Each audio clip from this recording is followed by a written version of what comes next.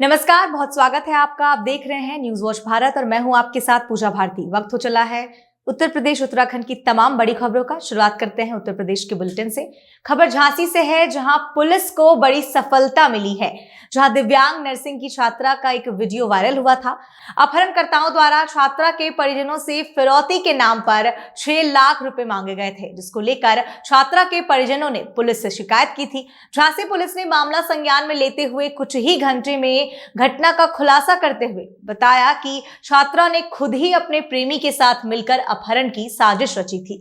झांसी के वरिष्ठ पुलिस अधीक्षक ने टीम गठित कर 4 अपहरणकर्ताओं और दिव्यांग छात्रा सहित 5 को गिरफ्तार कर लिया है।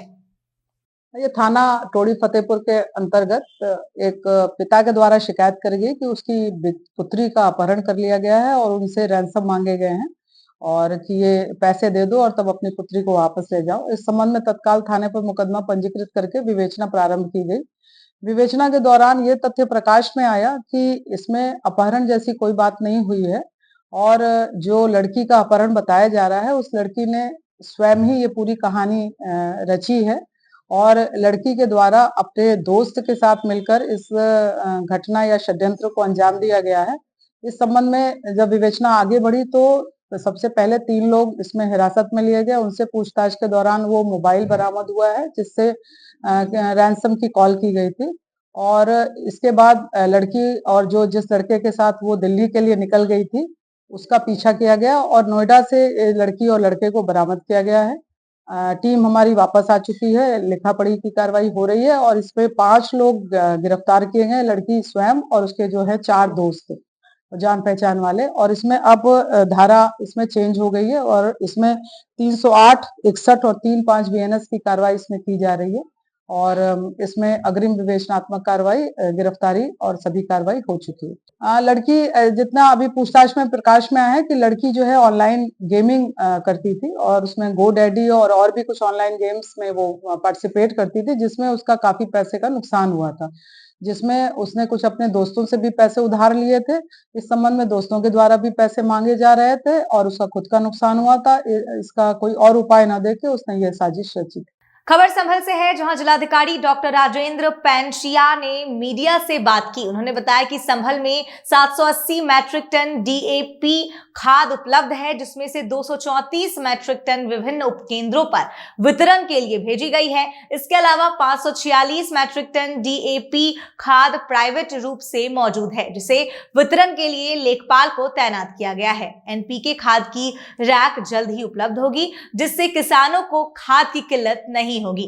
भगदड़ के सवाल पर उन्होंने कहा कि भीड़ अधिक होने के कारण ऐसा हुआ, लेकिन अब पुलिस बल तैनात कर दिया गया है।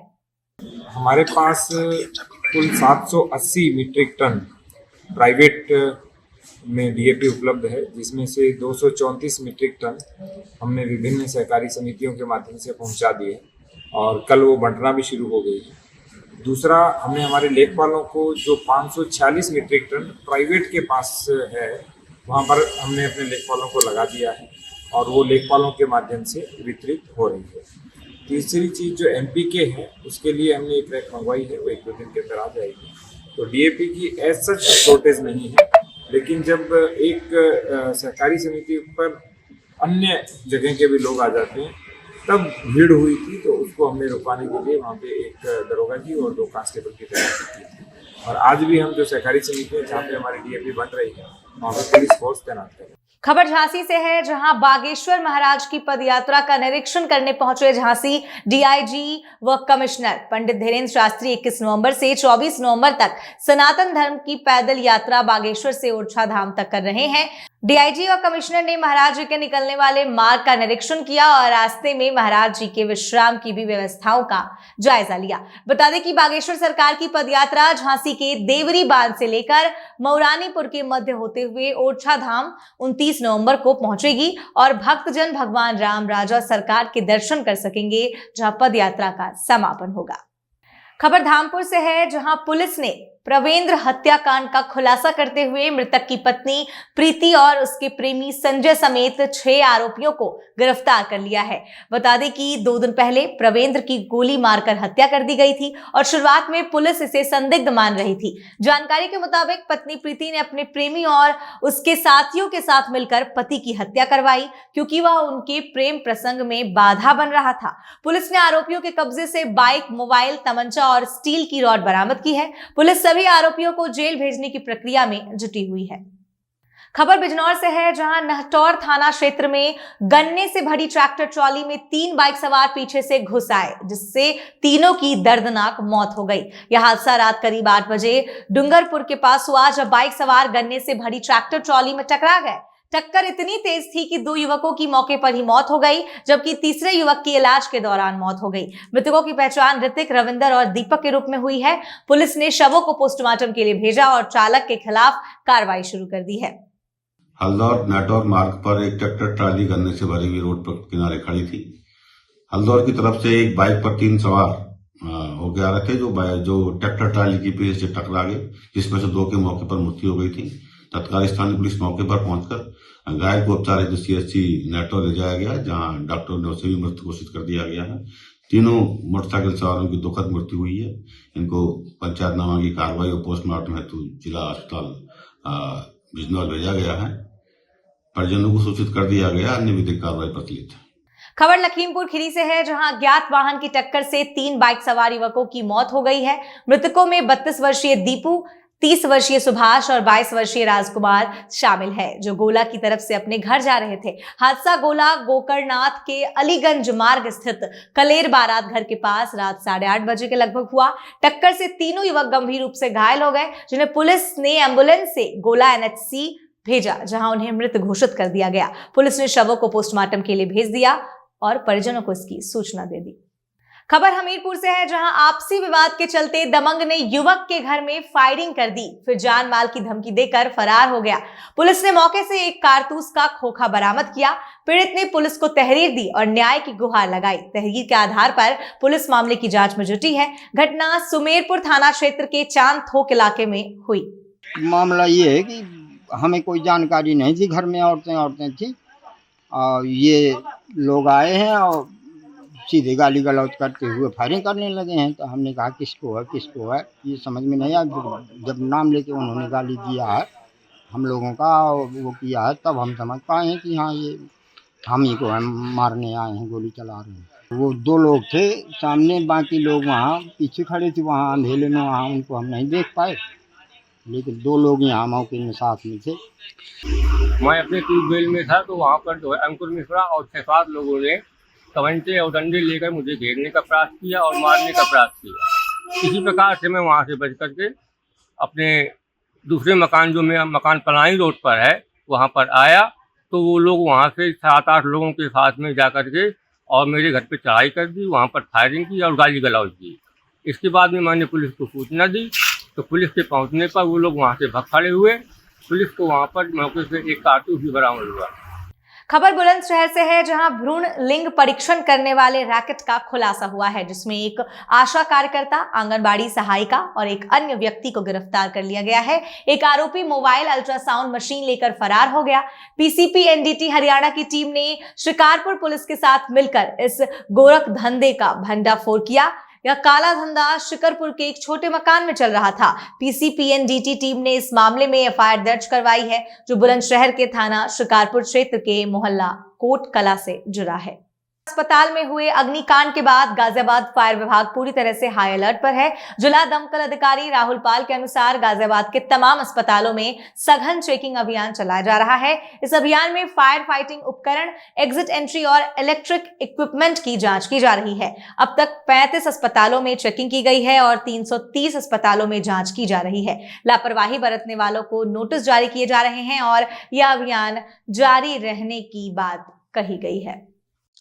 देखिए, जैसे हमारा समय समय पर अभियान चलता है, DG फायर सर्विस द्वारा हम लोग विभिन्न स्कीमों में हम लोग चेकिंग करते हैं, जिसमें लास्ट जो चेकिंग हुई थी उसमें हमारे पास जो लिस्ट आई थी CMO साहब के यहाँ से, उसमें लगभग टोटल नंबर है गाजियाबाद में 330 अस्पताल की सूची हमारे पास आई थी, जिसमें सभी में चेकिंग की गई थी और उसमें लगभग 50 के आसपास अस्पताल थे जिसमें मानकों के अनुरूप व्यवस्था पाई गई थी।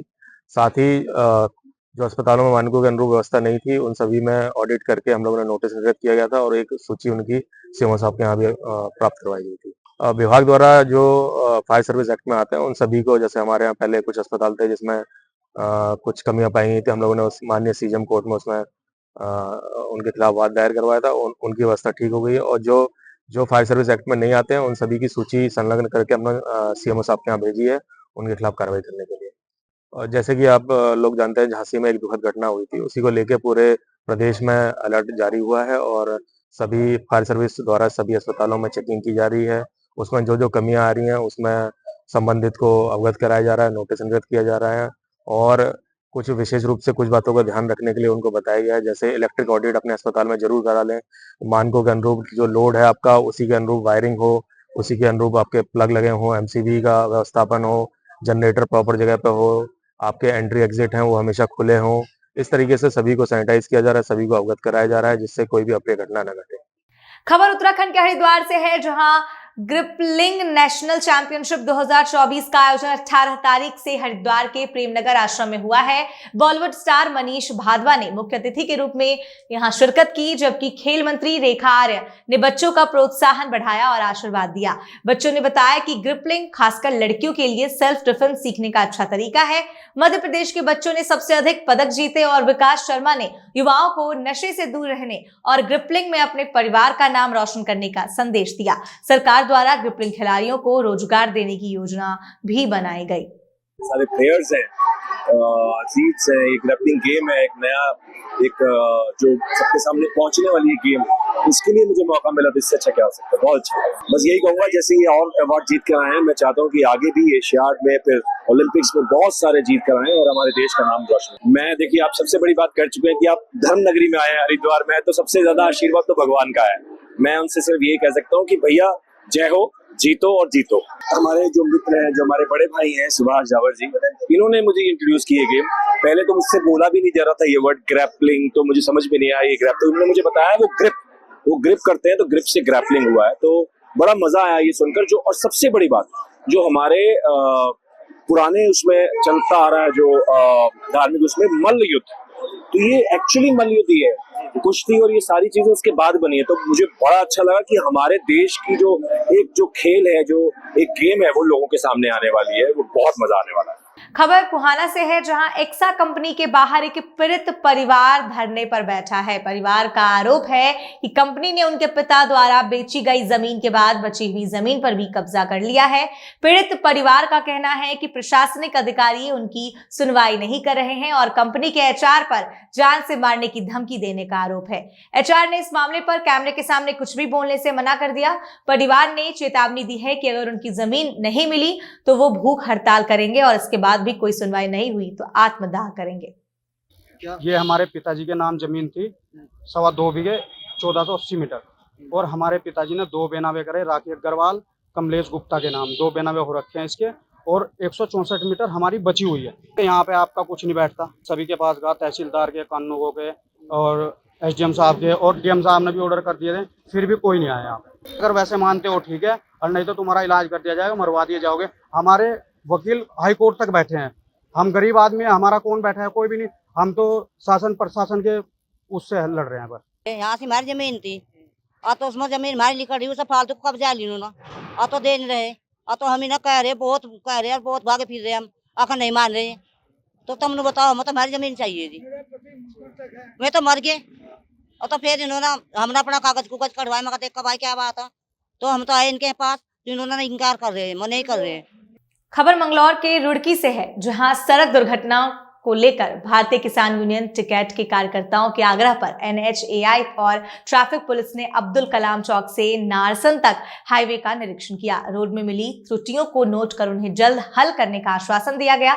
बीकेयू टिकैट के जिलाध्यक्ष विजय शास्त्री ने बताया कि गन्ने के सीजन से सड़क हादसों में बढ़ोतरी हो रही है। मंगलौर सीओ विवेक कुमार ने बताया कि दुर्घटनाओं को रोकने के लिए नए प्लान बनाए जाएंगे और हाईवे में सुधार किया जाएगा।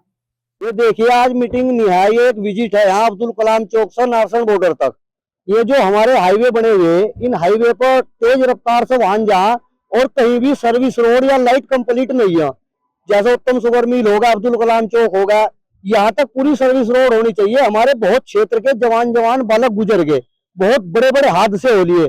तो आज पूरे एनएच के अधिकारियों, यातायात पुलिस, सिविल पुलिस और एनएच के बड़े अधिकारियों और भारतीय किसान यूनियन का प्रतिनिधिमंडल पूरा अब्दुल कलाम चौक से नारसन बॉर्डर तक विजिट करी जाएगी। और जहां जहां लाइट की जरूरत है या ब्रेकर की जरूरत है और सर्विस रोड की आवश्यकता है, वहां एनएच के द्वारा उसका निर्माण कार्य कराया जाएगा। एक्टिव इसलिए हो क्योंकि हमारा गन्ने का सीजन चल गया और गन्ने के सीजन में हमारी बहुत जवान बच्चे गुजरे। पिछली बार भी बुग्गी के एक्सीडेंट हो, तो ये घटनाएं क्षेत्र में इस प्रकार की ना घटा, इसलिए पूरे सब अधिकारियों को आज इकट्ठा करके और पूरे जहां जहां भी आवश्यकता होगी एनएच के द्वारा वही निर्माण कार्य कराया जाएगा। हाँ देखो, हो जाए कई बार, लेकिन हमने कई बार चिट्ठी भी लिखी, यहाँ की सरकार को भी लिखी, एनएच वालों को भी लिखी, लेकिन कोई जोर ध्यान नहीं दे रही थी सरकार। अब हमारा प्रतिनिधिमंडल एनएच के अधिकारियों से मिला, हम उन्होंने कहा भाई आप इसका पूरी विजिट करो और जहां जहां आवश्यकता हो, क्योंकि दिक्कत सबसे ज्यादा पुलिस को आओगी अगर कहीं घटना घटेगी, और किसान को आओगी या मजदूर को आओगी, देश की जनता को आओगी।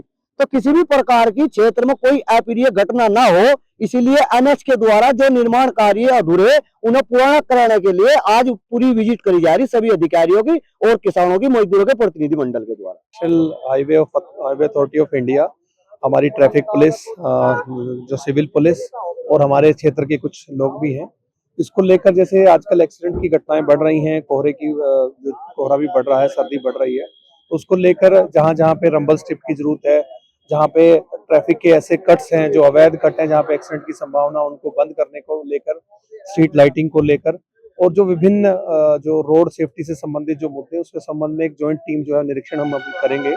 और उसके बाद जो भी चीजें होंगी उसको लेकर संबंधित लोगों से जो है वार्ता भी करके और रिपोर्ट के माध्यम से उन चीजों को सही करा जाएगा, ताकि जो एक्सीडेंट जो अभी हो रहे हैं उनको कम किया जा सके। एक तरह के मेजर हैं, एक शॉर्ट टर्म मेजर है। शॉर्ट टर्म मेजर में जैसे रंबल स्ट्रिप है, स्ट्रीट लाइटिंग है, आपका देवबंद तिराहा जैसे वहाँ पे हम लाइटिंग की व्यवस्था कर रहे हैं, जैसे साइन बोर्ड है। और दूसरे तरह के ऐसे मेजर है जिनको 6 महीने, साल, 2 साल लगेंगे, जिसमें अभी जो हमारी जानकारी में आ रहा है कि मंगलोर बस अड्डे पे भी पुल प्रस्तावित है, देवबंद कट पे भी प्रस्तावित है, और इसी तरह से जो सर्विस लेन है लिब्बरहेड़ी और उधर के उसमें है। आज दोनों जो चीजें हैं उनके ऊपर निरीक्षण किया जाए, इस संबंध में संबंधित को रिपोर्ट भेजी जाए। ऐसा नहीं है, इससे पहले भी जो एक अवैध कट है, जैसे अभी अवैध कट बंद हुए, इससे 1 महीना पहले व्यवस्था हुई थी जिसमें एसडीएम महोदय, सीओ और जो संबंधित विभाग के अधिकारी, उनकी ज्वाइंट टीम ने पूरा निरीक्षण सभी हाईवे का किया था, और इसी के संदर्भ में कुछ कट जो है इसमें बंद हुए हैं। ऐसा नहीं कि प्रक्रिया शुरू से चल रही है, इसको लेकर 4 या 4थी या 5वीं जो ये मीटिंग है ये इस तरह की हो रही है। खबर रुड़की से है, जहां नगर पालिका परिषद के 2 कर्मचारियों के बीच चल रही जंग अब गंभीर रूप ले चुकी है। कमलदीप पर लगे मुकदमे के बाद पुलिस ने उसकी तहरीर पर भी मुकदमा दर्ज किया है। कर्मचारियों का आरोप है कि पुलिस ने कमलदीप की तहरीर पर 10 दिन बाद मुकदमा दर्ज किया, जो गलत है। इसके विरोध में समस्त पालिका कर्मचारी नगर पालिका के बाहर अनिश्चितकालीन धरने पर बैठ गए हैं। कर्मचारी तभी उठेंगे जब तक कमलदीप पर लिखा मुकदमा वापस नहीं लिया जाता, ऐसी उन्होंने चेतावनी दी है। का आपसी मामला था, लड़ाई झगड़ा हुआ था 7 तारीख को, उसमें लेन देन का मामला था इनका, तो फिर गाली गलौज हुई आपस में, और इनके द्वारा जो है कमलदीप द्वारा, संजय कुमार है हमारे यहाँ दफ्तरी, उन पे मतलब डंडा लेके वार किया गया पीछे से। तो उसका सीसीटीवी कैमरे में सब कुछ है, पुलिस ने उसकी जांच भी की आके, और उसके बाद उनके खिलाफ मुकदमा दर्ज हो गया था। लेकिन फिर 7 दिन बाद लगभग 14 तारीख को पुलिस द्वारा यहाँ के अन्य कर्मचारियों पर भी, नगर पालिका अन्य कर्मचारियों पर मुकदमा दर्ज किया गया। तो उसी के आक्रोश में सारे कर्मचारी हड़ताल आज कर रहे हैं। ये अनिश्चितकालीन हड़ताल रहेगी। फर्जी मुकदमा जो है पुलिस जब तक उसको समाप्त नहीं कर देती, जब तक जो है ये हड़ताल रहेगी, और कमलदीप के विरुद्ध जब तक जो कार्रवाई नहीं होती तब तक जो हड़ताल रहेगी। नहीं, मुकदमा अगर दर्ज होना था तो एक ही दिन होता दोनों पे दर्ज। पुलिस 10 दिन बाद क्यों दूसरा मुकदमा दर्ज कर रही है? तो इसका मतलब स्पष्ट यही आ रहा है साहब कि भाई पुलिस के ऊपर जो दबाव था, या फिर जो है किसी कारण से पुलिस ने जो है मुकदमा दर्ज किया है। ये सफाई कर्मचारियों का और उनका आपस का मामला है। उसमें ऐसा होता है कि कर्मचारी जब कोई अपना काम के लिए आता है बाबू के पास, तो उसमें वो लेन देन की बात होती है, तो वो सफाई कर्मचारी उस चीज पे भी उठा रहे हैं मुद्दा कि भाई ये भी मामला है, इसलिए इस पे कार्रवाई ऑफिशियल भी की जाए, वैसे भी की जाए, झगड़े से अलग भी कार्रवाई इस पे की जाए। ये हड़ताल जो है हमारे खिलाफ कर्मचारियों के पुलिस द्वारा फर्जी मुकदमे दर्ज कराने के कारण की गई है, और हमारे वरिष्ठ सहायक हैं कमलदीप, उनके द्वारा जो है हमारे कर्मचारी संजय कुमार दफ्तरी के साथ झगड़ा किया गया, मारपीट की गई, जिसकी सीसीटीवी रिकॉर्डिंग भी है। उनका कुछ झगड़ा था जिसकी तहरीर पुलिस थाने में दी गई अधिशासी अधिकारी के द्वारा, और उनके ऊपर जो है श्री कमलदीप के मुकदमा दर्ज कराया गया। उसके 7-8 दिन बाद अचानक फर्जी तरीके से कर्मचारियों के 4 कर्मचारियों के खिलाफ पुलिस द्वारा मुकदमे दर्ज किए गए। इस कारण जो है, क्योंकि वरिष्ठ कर्मचारी है, उनकी सेवाएं प्रभावित हो रही हैं, कुछ का प्रमोशन होना है, श्री कमलदीप के द्वारा एक मुकदमे कॉपी लेकर शासन में भेज दी गई कि इनका प्रमोशन रोक दिया जाए, इनके ऊपर लंबित है मुकदमे। इसी कारण कर्मचारी यहाँ पर हड़ताल पर बैठे हुए हैं, और उनके द्वारा पूर्व में भी मारपीट की घटनाएं अंजाम देते रहे कर्मचारियों से। रिश्वत लेने के प्रकरण उनके द्वारा किए गए हैं, जिससे सभी कर्मचारियों में रोष है, और उनके खिलाफ कार्रवाई न होने से भी कर्मचारियों में नाराजगी है। आज के बुलेटिन बस इतना ही। उत्तर प्रदेश उत्तराखंड की तमाम बड़ी खबरों के लिए देखते रहिए न्यूज वॉच भारत। मैं पूजा भारती, नमस्कार।